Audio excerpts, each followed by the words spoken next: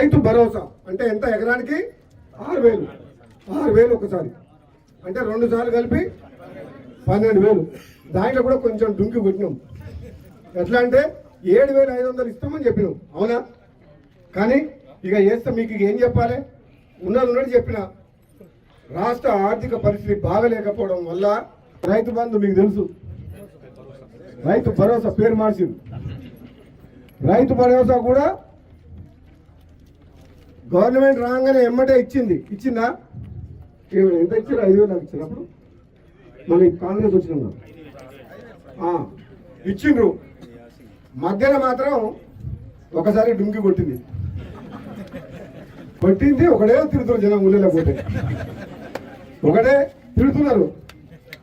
కేసీఆర్ బాగుండేది ఇస్తారు కాంగ్రెస్ అన్నారా?